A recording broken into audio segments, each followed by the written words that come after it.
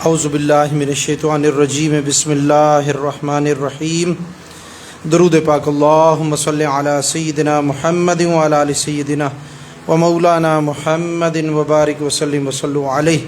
مل کے پڑھیے الصلاۃ والسلام علیک یا سیدی یا رسول اللہ، الصلاۃ والسلام علیک یا سیدی یا حبیب اللہ، الصلاۃ والسلام علیک یا سیدی یا نبی اللہ وعلی آلک واصحابک یا سیدی یا نور اللہ. وعن ابی درداء ان النبی صلی اللہ علیہ وسلم قال خلق اللہ آدم حین خلقہ فضرب کاتفہ الیمنی فاخرج ذریۃ بیضاء کأنہم الزر وضرب کاتفہ الیسری فاخرج ذریۃ سوداء کأنہم الحمم فقال للذی فی یمینہ الی الجنۃ ولا ابالی وقال للذی فی کتفہ الیسری الی النار ولا ابالی. رواہ احمد. روایت حضرت ابو درداء رضی اللہ تعالیٰ عنہ سے کہ وہ حضور صلی اللہ علیہ وسلم سے راوی ہیں، فرمایا جب اللہ نے حضرت آدم علیہ السلام کو پیدا فرمایا تو ان کے داہنے کندھے پر اپنا دست قدرت لگایا، جس سے سفید رنگ کی اولاد چیونٹیوں کی طرح نکالی، اور ان کے بائیں کندھے پر مارا تو کالی اولاد کوئلے کی طرح نکالی. پھر داہنے والوں کے متعلق فرمایا کہ یہ جنت کی طرف ہیں، مجھے پرواہ نہیں. پھر بائیں کندھے والوں کے متعلق فرمایا یہ دوزخ کی طرف ہے، مجھے پرواہ نہیں. تو میرے دوستو یہ ترجمہ ہو گیا اس روایت کا، لیکن ہم اسی سے ملتی جلتی روایات پڑھ چکے ہیں. پچھلی روایت جو ہم نے پڑھی تھی اس میں بھی کچھ ایسا ہی واقعہ تھا، لیکن اس میں جو ذکر تھا وہ یہ تھا کہ اللہ تبارک و تعالیٰ نے اپنا دست قدرت حضرت آدم علیہ السلام کی پشت پر مس فرمایا. جب پشت پر آپ نے اس کو مس فرمایا تو اولاد پشت سے نکلی.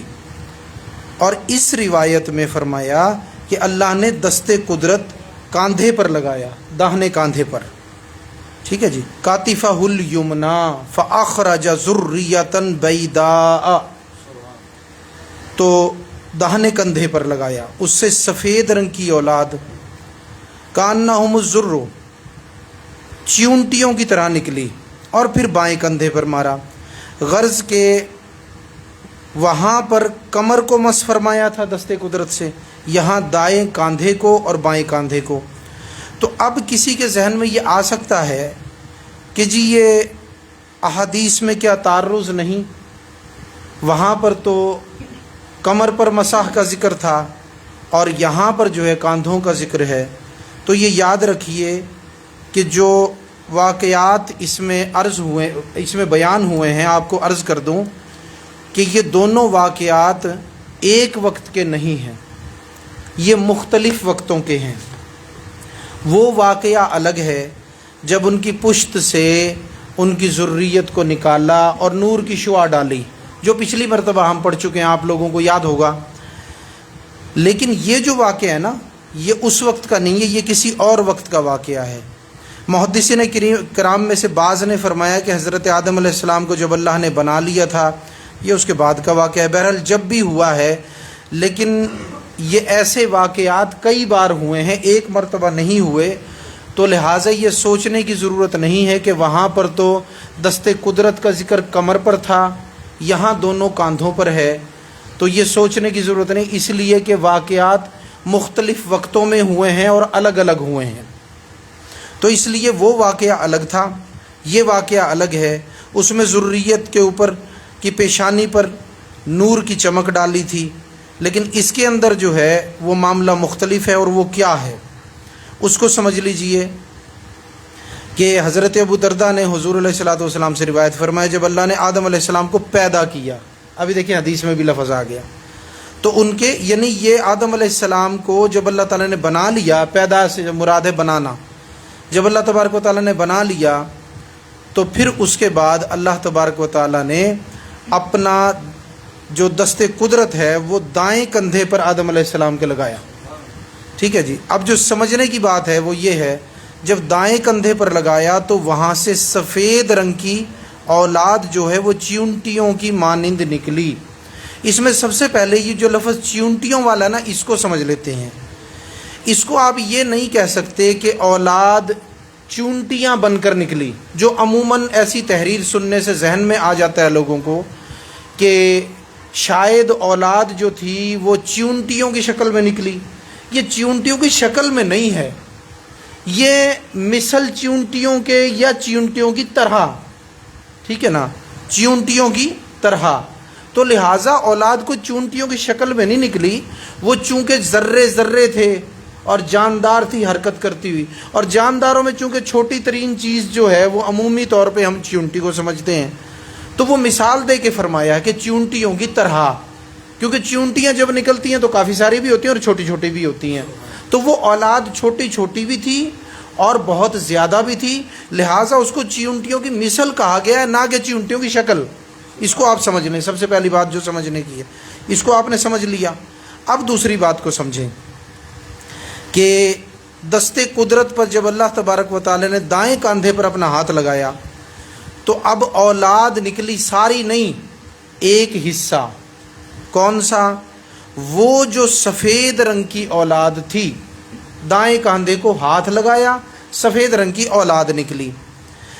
جب وہ اولاد اللہ تبارک و تعالیٰ نے نکال لی تو پھر بائیں کندھے پر مارا تو کالے رنگ کی اولاد بالکل مثل کوئلے کے، یہاں فرما گیا کالی اولاد کوئلے کی طرح نکالی.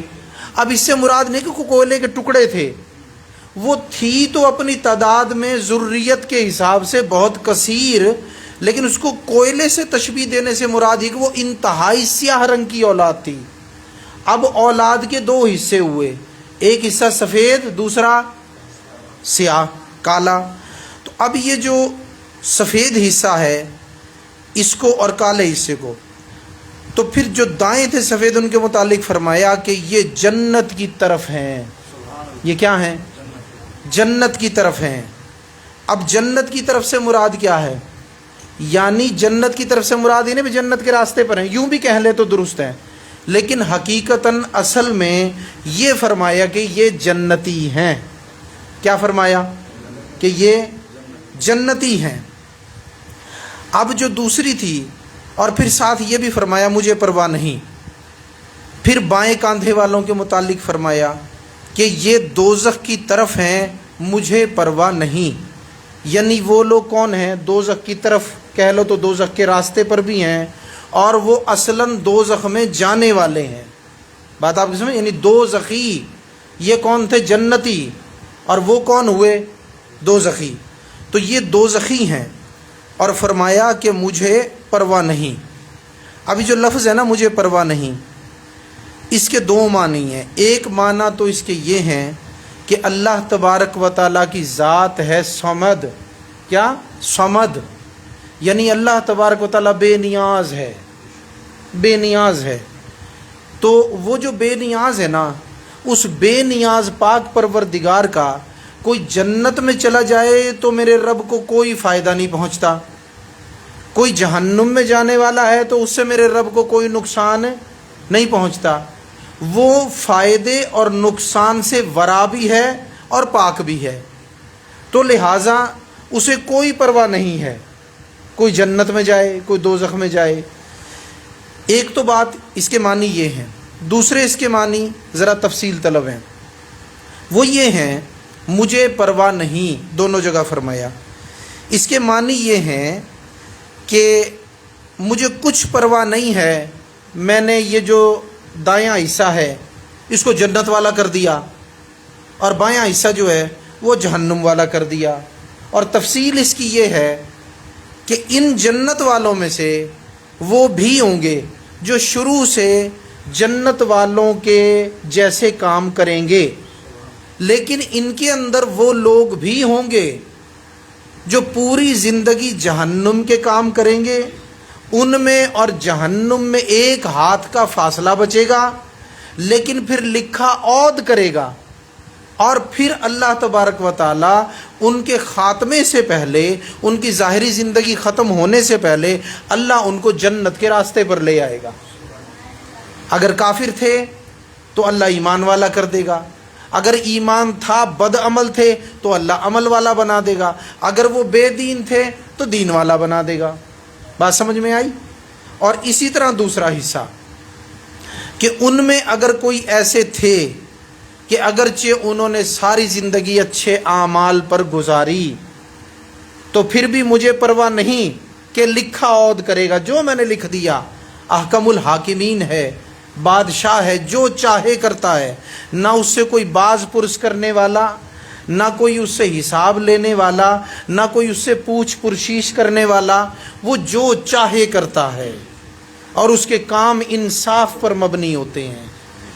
تو اب فرمایا مجھے پرواہ نہیں کہ کوئی جو ہے وہ جہنم میں جا رہا ہے اور میں نے لکھ دیا ہے کہ یہ جہنم میں جائے گا، تو میرے دوستو وہ اگرچہ ساری زندگی جنتیوں جیسے کام کرتا رہے تو پھر بالآخر لکھا عہد کرتا ہے، یعنی زندگی میں جنتیوں کے کام کرتا رہا، پھر حدیث کے الفاظ کی طرف ہی آؤں کہ اس میں اور جنت میں ایک ہاتھ کا فاصلہ بچتا ہے، لیکن پھر لکھی ہوئی تقدیر عہد کرتی ہے اور وہ بندہ یا بے ایمان ہو جاتا ہے، دین سے پھر جاتا ہے، یا بد عمل ہو جاتا ہے اور جہنمیوں کے راستے پر چلنا شروع کر دیتا ہے اور مرنے سے پہلے جہنم کا حقدار ہو جاتا ہے، اور جب مرتا ہے تو جہنم میں داخل کیا جاتا ہے۔ بات آپ کے سمجھ میں آئی؟ اب اس کے اندر دو چیزیں ہیں، ایک ہے اللہ تبارک و تعالیٰ کی رحمت، اور دوسرا چاہیے ہمیں کہ اس سے عبرت پکڑیں۔ رحمت تو آ گئی ان لوگوں کے لیے جن کے درمیان اور جہنم کے درمیان ایک ہاتھ کا فاصلہ بچا، لیکن وہ جنتی ہو گئے، ٹھیک ہے نا۔ لیکن جو دوسرا معاملہ نا وہ غور طلب ہے کہ ساری زندگی جنتیوں کے کام کرتے رہے، پھر جنت میں اور ان میں ایک ہاتھ کا فاصلہ بچا اور پھر وہ لکھا عہد کیا اور جہنمی ہو گئے۔ اس کے اندر ہمارے لیے بڑا عبرت کا سامان ہے۔ یاد رکھیں، کبھی اپنی عبادت پر تکبر نہ کریں، کبھی اپنی عبادت پر تکبر نہ کریں، کبھی اپنی عبادت کرنے کو بڑا نہ سمجھیں، کبھی یہ نہ سمجھیں کہ میں نے رمضان المبارک کے روزے رکھ لیے، 5 وقت کی نماز پابندی سے پڑھ رہا ہوں تو ہاں یہ بہت کافی ہے، بہت کچھ کر لیا میں نے۔ اس طرح کی سوچ نیکیوں سے روک بھی دیتی ہے اور پھر بالآخر فخر کی جانب انسان چلا جاتا ہے۔ درجہ ہے نا، پہلے نیکیوں سے رکا، اس کو سٹاپ لگا، اس کے بعد پھر اس کو عبادت پہ تکبر پیدا ہو جاتا ہے۔ تو میرے دوستو، اگرچہ ایسے اعمال بھی ہوں کہ جن اعمال سے انسان جنتی ہوتا ہے، جنتی ہو جاتا ہے۔ اب دیکھو نا بھائی، نماز جو ہے جنت کی کنجی ہے، ٹھیک ہے نا جی، نماز پڑھنے والا تو جنتی ہوتا ہے، لیکن ان ساری باتوں کے باوجود یہ سمجھنا چاہیے جنت کا دار و مدار ہے نماز کی قبولیت پر۔ میں پڑھ تو رہا ہوں، یہ معلوم نہیں ہے کہ قبول ہو رہی ہے یا نہیں ہو رہی۔ اپنے لیے ہمیشہ عبادت بھی کرتے رہیں اور عبرت بھی پکڑتے رہیں، عبرت کا سامان اپنے لیے مہیا رکھیں۔ اپنے آپ کو کسی بھی درجے پر جا کر کامل یا اکمل یا مکمل یا افضل سمجھنا، یہ جہالت ہے میرے دوستو، یہ جہالت ہے۔ اور میں یہ کہتا ہوں اللہ تبارک و تعالیٰ کی بارگاہ میں جرت بھی ہے، نہ صرف جہالت ہے بلکہ اللہ تبارک و تعالیٰ کی بارگاہ میں کیا ہے؟ جرت بھی ہے کہ وہ پاک پروردگار جس کی بارگاہ سمدیت کے قابل ہماری کوئی عبادت نہیں ہو سکتی، کوئی ریاضت نہیں ہو سکتی، کوئی مجاہدہ نہیں ہو سکتا، کوئی چیز بھی ہماری اس کی بارگاہ میں قابل ہونے کی کما حق کا اہلیت اور صلاحیت نہیں رکھتی، خلوص کا وہ درجہ نہیں رکھتی جو قبولیت کے لیے ہوتا ہے۔ لیکن یہ دیکھیے میرے دوستو کہ اگر وہ قبول فرما لے تو اس کا فضل اور رحمت نہیں تو اور کیا ہے۔ تو ہمیں یہی گمان رکھنا چاہیے کہ اگرچہ ہم نماز بھی پڑھ لیں، اگرچہ ہم روزے بھی رکھ لیں، تو جنت کا ملنا قبولیت پر ٹھہرا ہے، قبول ہوگا عمل تو پھر ہم جنت میں جا سکیں گے، لہٰذا ابھی کوئی پتہ نہیں ہے۔ آخری وقت تک نا میرے دوستو، وہ بزرگوں نے کیا فرمایا کہ آخری وقت تک بھی انسان، یاد رکھیں یہ حدیث پاک میں بھی ہے کہ شیطان نا آخری وقت تک، وہ جب غر کی کیفیت ہوتی ہے نا جان نکلنے کی، اس وقت تک شیطان امید لگائے بیٹھا ہوتا ہے۔ پانی کا پیالہ تو لیے کھڑا ہی ہوتا ہے، ویسے بھی امید لگائے بیٹھا ہوتا ہے کہ شاید اب یہ آخری وقت ہے، ابھی چند سانسیں بچی ہیں، اب بھی اپنا کام میں کر سکتا ہوں۔ تو میرے دوستو یاد رکھیے، اگر عبادت کا تکبر کیا تو ہو سکتا ہے کہ شیطان سے انسان نہ بچ سکے۔ ہمیشہ عبادت بھی کرنی ہے، ہمیشہ عاجزی بھی کرنی ہے، ہمیشہ اللہ کی عبادت بھی کرنی ہے، اور اسے شرمندہ بھی ہونا ہے۔ ایک اللہ والے بزرگ، اللہ کے پیارے ولی، وہ جب نماز پڑھ لیا کرتے تھے نا تو اپنے ہاتھوں سے اپنے چہرے کو یوں ڈھانپ لیا کرتے تھے، ڈھک لیا کرتے تھے۔ کسی نے پوچھا حضور یہ عمل تو نہ صحابہ میں سے کسی نے کیا، لوگ تو آج کل یہی سوال کرتے ہیں نا، وہ صحابہ نے نہیں کیا، حضور نے نہیں کیا، آپ کیوں کرتے ہیں؟ تو انہوں نے فرمایا وہ تو مقبول ہستیاں تھیں، ان کی عبادت تو قبول ہی قبول تھی، ہم تو ناقص لوگ ہیں، میں تو بالکل ناقص ہوں، میں اپنے چہرے پر ہاتھ اس لیے رکھ لیتا ہوں کہیں میری نماز میرے چہرے پر لوٹا نہ دی جائے، میری نماز کو میرے منہ پر نہ مار دیا جائے، تو میں اس لیے اپنے چہرے پر اپنے ہاتھوں کو رکھ لیتا ہوں کہ میری نماز نہ لوٹا دی جائے۔ تو اگر اللہ والوں کا یہ حال ہے تو ہمارا کیا حال ہونا چاہیے میرے دوستو؟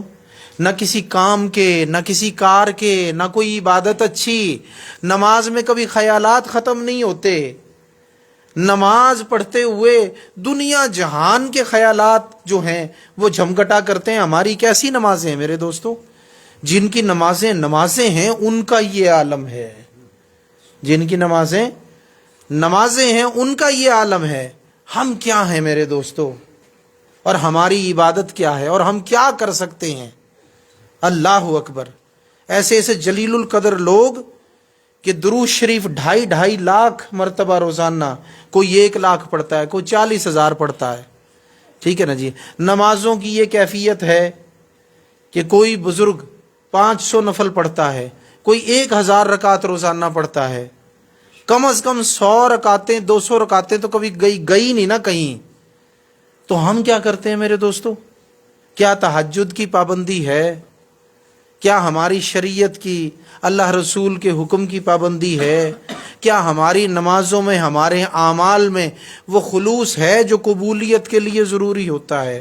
نہیں میرے دوستو، ہمارے پاس کچھ نہیں ہے، ہم بڑے ضعیف لوگ بھی ہیں، اور ہم بڑے بے بس بھی ہیں، بے کس بھی ہیں، اور ہم لوگ جو ہیں میرے دوستو ناچار بھی ہیں اور نالائق بھی ہیں۔ ہمارے پاس کوئی ایسا کام نہیں ہے جو اللہ و رسول کو راضی کر سکے اور اللہ کی بارگاہ میں ہماری عبادتوں کو قبول کرا سکے، یا ہم اللہ کی بارگاہ میں پسندیدگی کے نظر سے دیکھے جائیں۔ ہمارا کوئی کام ایسا نہیں ہے۔ تو ہمیں عبرت پکڑنی چاہیے نیکیاں کرتے ہوئے۔ اللہ تبارک و تعالیٰ سب کے حال زار پر مجھ سمیت رحم فرمائے۔ کہیں ایسا نہ ہو کہ پوری زندگی نیکیوں میں گزر رہی ہو اور پھر بالکل اخیر میں جا کے جنت میں اور بندے میں 1 ہاتھ کا فاصلہ ہو، اور پھر لکھا ہوا عہد کر جائے اور بندہ جہنم کا حقدار بن جائے میرے دوستو۔ العیاذ باللہ، اللہ تبارک و تعالی ہمیں اس معاملے سے بچائے۔ تو میرے دوستو بس بزرگ نے جیسے فرمایا نا کہ کتدی رہو تے کمبدی رہو، کہ عبادت بھی کرتے رہنا، نماز بھی نہیں چھوڑنی، اس خوف میں آ کے، اس ڈر میں آ کے بھی پتہ نہیں قبول ہوتی نہیں ہوتی، جی چلو جی چھوڑ ہی دو۔ یہ تو پھر دیدہ دلیری ہو گئی نا، کہ جرت کرتا ہے بندہ کہ وہ بالکل نماز ہی چھوڑ بیٹھا۔ تو دیدہ دلیری نہیں کرنی ہم نے تو عاجزی کرنی ہے، ہم اس کے عاجز بندے ہیں۔ نماز تو پڑھنی ہی پڑھنی ہے، کتدی رہو تے کمبدی رہو، روزے بھی رکھنے، عبادات بھی کرنی ہے، لیکن یہ عبادتیں کرتے ہوئے یہ خیال رکھنا ہے یہ سوت کت تو رہا ہے، یہ کہیں غلط نہ کت جائے، کہیں ایسا نہ ہو کہ یہ سوت غلط کات بیٹھے، جب یہ تھبی اللہ کی بارگاہ میں پہنچے تو اسے پتہ نہیں یہ پسند آئے کہ نہ آئے۔ اللہ اکبر۔ تو اس چیز سے بچنا ہے میرے دوستو، کہ پتہ نہیں اسے پسند بھی آتی ہے کہ نہیں. تو سوت کاٹنا بھی ہے, کاٹنے والی کیا کہتے ہیں بھائی, کاٹنا بھی ہے اور کاٹنا بھی درست ہے. تو عبادت کرنی بھی ہے, اس میں خلوص بھی پورا رکھنا ہے, اس کو پوری چاہت کے ساتھ بھی کرنا ہے, اپنی پوری محنت اور لگن کے ساتھ بھی کرنا ہے, خشوع اور خضوع سے عبادتیں ادا کرنی ہے. لیکن اس کے باوجود میرے دوستوں عمل بھی کرتے جانا ہے اور ڈرتے بھی رہنا ہے. عمل بھی کرتے جانا ہے اور ڈرتے بھی رہنا ہے. یہ ہے ضروری چیز میرے دوستوں. تو بس اس طرح سے ہو جائیں کہ عبادت بھی کرتے رہیں اور ڈرتے بھی رہیں, تاکہ اللہ تبارک و تعالیٰ اپنی نظر رحمت ہم پر فرمائے. تو اس حدیث سے ہمیں سبق کیا ملا؟ کبھی تکبر نہیں کرنا. کبھی تکبر, کون سا تکبر؟ عبادت کا. باقی تکبر تو نہیں کرنے, خاص طور پہ جو اس حدیث میں ہمیں سبق ملا ہے, عبادت کا تکبر نہیں کرنا کبھی بھی. بس عبادت کرتے بھی جانا ہے, بھرپور بھی رہنا ہے, اور کانپتے بھی رہنا ہے اور ڈرتے بھی رہنا ہے, اور اسی طرح زندگی گزارنی ہے میرے دوستو. یاد رکھنا, ایک پل صراط تو وہاں لگا ہوا ہے, ایک پل صراط تو وہاں لگا ہوا ہے, قیامت کے میدان سے جنت کے دروازے تک, نیچے بنی ہوئی ہے اس کے جہنم. لیکن میرے دوستو میں یہ کہتا ہوں, ایک پل تو وہاں لگا ہوا ہے, وہاں سے تو بعد میں گزریں گے. ایک پل صراط یہاں بھی لگا ہوا ہے اس دنیا کے اندر. اس پل صراط سے گزرنا بھی بڑا مشکل ہے. جو اس پل صراط سے گزر گیا نا, اس زندگی کے اندر سلامت پار گزر گیا آخری سانس تک, یاد رکھنا وہی اس پل صراط کو کراس کر سکے گا. اس کے لیے وہاں آسانی ہوگی.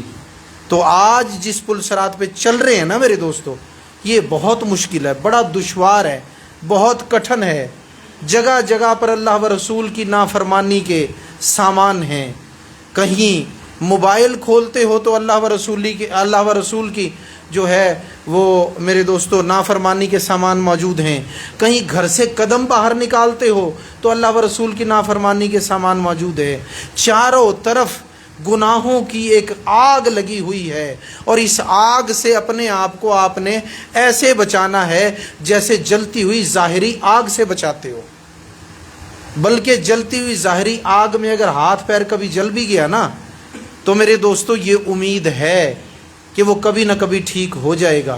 لیکن اگر اس آگ سے جل گئے جو گناہوں کی آگ ہے, تو پھر یہ آگ بجھے گی نہیں, یہ آگ آگے جہنم کی آگ بن کے مستقل بھڑکے گی. پتہ نہیں کتنے ہزار سال یا کتنے لاکھ سال یا کتنے کروڑ سال. تو ذرا اس کا تصور تو کرو. تو میرے دوستو یہ آگ پھر بھی اس کی تکلیف ختم ہو جائے گی. یہ جو آگ ہے نا, اس نے اگر نقصان پہنچا دیا تو پھر اس کی تکلیف ختم نہیں ہوگی. یہ تکلیف تو آخرت تک چلے گی, اور پتہ نہیں آخرت میں بھی کتنے ہزار سال یا لاکھ سال چلے گی. تو میرے دوستو گناہوں سے اپنے آپ کو بچانا ہے, نیکیوں میں اپنے آپ کو لگانا ہے, اور نیکیاں بھی کرتے ہوئے نیکیاں کرتے جانا ہے, اور ڈرتے جانا ہے اور کانپتے جانا ہے. اسی طرح زندگی گزارنی ہے. ٹھیک ہے نا. یہ تقویٰ جو ہے نا میرے دوستو, یہ تقویٰ نیکیوں کی انتہا ہے. یہ وہ نیکیوں کی بلندی کا آخری سرا, جہاں نیکی بلند ترین مقام پہ پہنچتی ہے, اسے تقویٰ کہتے ہیں. اور تقوی کے دو معنی ہیں, اللہ سے ڈرنا اور پرہیزگاری اختیار کرنا. اب یہ دونوں چیزیں اصل میں ایک ہی ہیں. جو اللہ سے ڈرے گا وہ نیکیوں گناہوں میں تمیز کرے گا, معاشرے میں اچھے برے کی تمیز کرے گا. اور جو اللہ سے نہیں ڈرے گا اسے کبھی پرہیزگاری نہیں ملے گی. تو بنیاد ہے اللہ کے ڈر پر. جو انسان اللہ سے ڈرے گا, یعنی متقی کسے کہتے ہیں؟ اللہ سے ڈرے گا, پرہیزگاری اختیار کرے گا. تقویٰ اور ڈرنا, یہی جو پرہیزگاری اور ڈرنا, یہ دو معنی ہیں تقوی کے. اور جس کو اللہ کا ڈر حاصل ہو گیا اسے پرہیزگاری حاصل ہو گئی. ٹھیک ہے نا جی. تو اللہ کا ڈر بنیاد ہے, خوف خدا. ٹھیک ہے نا جی. خوف خدا ہوگا. اچھا یہ بھی آپ دیکھیں, جہنم سے ڈرنا یہ بھی بڑی افضل بات ہے, لیکن اللہ سے ڈرنا یہ اس سے بھی افضل ہے. ٹھیک ہے نا جی. بہرحال اللہ تبارک و تعالی جو میں نے ابھی درس کے اندر آپ کو تھوڑی سی نصیحت کی اسی حدیث کے ضمن میں, اس پر مجھے اور آپ کو عمل کی توفیق عطا فرمائے. اور آگے حدیث پاک موجود ہے, تھوڑی طویل ہے, اس کو تلاوت کر لیتے ہیں. اگر وقت ہوا تو تھوڑا سمجھ لیں گے ایک دو چیزیں اس میں سے, باقی پھر انشاءاللہ اگلی مرتبہ درود پاک پڑھیں. اللہم صلی علی سیدنا وعن ابی نضرۃ ان رجلا من اصحاب النبی صلی اللہ علیہ وسلم یقال له ابو عبداللہ دخل علیہ اصحابہ یعودونہ وہو یبقى فقالوا ما یبکیک الم یقل لک رسول اللہ صلی اللہ علیہ وسلم خذ من شاء ربک ثم اقرہ حتی تلقانی قال بلا ولکن سمعت رسول اللہ صلی اللہ علیہ وسلم یقول ان اللہ عز وجل قبض بیمینہ قبضہ واخرى بالید الاخرى وقال هذه لهذه وهذه لهذه ولا ابالی ولا ادری فی ای القبضین انا رواہ احمد۔ روایت ہے حضرت ابی نضرہ رضی اللہ تعالیٰ عنہ سے کہ حضور صلی اللہ علیہ وسلم کے صحابہ سے ایک صاحب یعنی ایک صحابی جنہیں ابو عبداللہ کہا جاتا ہے، ان کی بیمار پرسی کے لیے ان کے دوست گئے تو ابو عبداللہ رو رہے تھے، یعنی وہ بیمار تھے اور رو رہے تھے۔ تو یہ حضرات بولے کہ آپ کیوں روتے ہو؟ کیا تم نے حضور صلی اللہ علیہ وسلم سے یہ آپ سے یہ نہ فرمایا تھا کہ اپنی مونچھیں کٹواؤ پھر اس کے پابند رہو یہاں تک کہ مجھ سے ملو؟ وہ بولے ہاں لیکن میں نے رسول اللہ صلی اللہ علیہ وسلم کو یہ فرماتے ہوئے سنا کہ اللہ عز و جل نے اپنے دائیں ہاتھ میں ایک مٹھی لی ہے اور دوسرے ہاتھ میں، اور فرمایا کہ یہ اس لیے ہے اور وہ اس لیے، اور مجھے پرواہ نہیں اور مجھے خبر نہیں میں کون سی مٹھی میں ہوں۔ اللہ اکبر، میں کون سی مٹھی میں تھا۔ اب ذرا یہ بھی چونکہ سلسلہ ایک ہی چل رہا ہے تو یہ سیم مضمون ہے، لیکن اس کو تھوڑا سا سمجھنا ہے ہمیں۔ سب سے پہلے تو یہ ہے کہ حضور کے صحابہ میں سے جو صاحب بیمار تھے ان کا نام ہے ابو عبداللہ اور حضور کے صحابی ہیں۔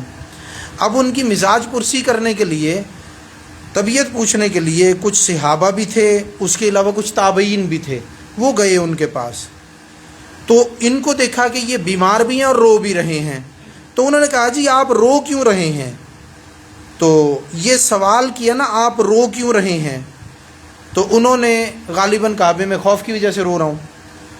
تو اب رونے کی وجہ نا، اس وقت میں جب انسان بیمار ہو اور اس کو زندگی کی امید کم ہی ہو یا ختم ہو چکی ہو، اس میں رونا دو وجہ سے ہوتا ہے۔ ایک وجہ تو یہ ہوتی ہے کہ انسان آخری وقت میں اس وجہ سے روتا ہے کہ میں اب اس دنیا سے جا رہا ہوں، ہائے یہ میری پیاری اولاد، ہائے یہ میں نے جو اکٹھا کیا مال، یہ میں نے جو مکانات بنائے، یہ جو میں نے زمینیں بنائی، غرض کے مال اسباب، اولاد اور عزیز و اقربا، ان چیزوں کی وجہ سے انسان روتا ہے۔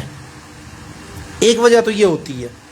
دوسری وجہ یہ ہوتی ہے مرتے وقت یا بیماری میں جب بالکل امید ختم ہو جائے، انسان اس وجہ سے روتا ہے کہ بھئی میں جو جاؤں گا آگے مجھے عذاب کا خوف ہے، پتہ نہیں میرے ساتھ کیا بنے گی۔ تو آخرت کے عذاب کے خوف کی وجہ سے انسان اس آخری وقت میں یا بیماری میں جب امید نہیں ہوتی تو انسان روتا ہے۔ یہ دو وجہ ہوتی ہیں۔ اب صحابہ کرام جو ہے نا، پہلی وجہ سے تو رو ہی نہیں سکتے۔ اس کی وجہ کیا ہے کہ اللہ تبارک و تعالیٰ نے حضور علیہ الصلاۃ والسلام کی نگاہ پاک کے ذریعے ان صحابہ کو اتنا پاک کر دیا ہے کہ ان کے اندر دنیا کی چاہت بالکل نہیں ہے۔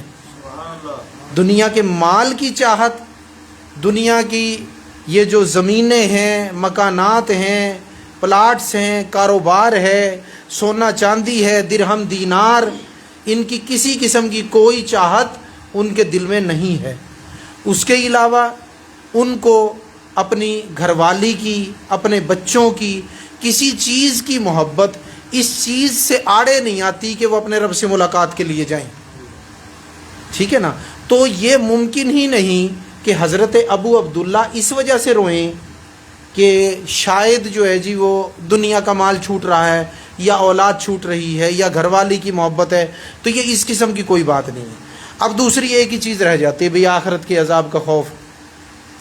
تو اب وہ جو رو رہے ہیں نا آخرت کے خوف سے، تو یہ جو آئے ہیں نا صحابہ، ان کو احادیث بھی یاد ہیں بہت ساری، اور ان کو حضرت ابو عبداللہ سے متعلق دو روایات یاد ہیں. ایک روایت تو یہ ہے کہ حضور علیہ الصلاۃ والسلام نے ان کو فرمایا تھا کہ تم حوض پر مجھ سے ملو گے. کس پر؟ اور وہ حوض کون سا ہے؟ حوض کوثر. ٹھیک ہے نا. اب حوض کوثر پر جو بندہ جائے گا لازمی بات ہے وہ ایمان والا بھی ہوگا اور اس کو اللہ نے عذاب بھی نہیں دیا ہوگا اور وہ بخشا ہوا بھی ہوگا. اور یہ تو پھر صحابی ہیں حضور کے رضی اللہ عنہم ورضوا عنہ. اللہ ان سے راضی ہے، اللہ سے راضی. تو اب وہ جو صحابہ ہیں نا وہ ڈھارس بندھا رہے ہیں.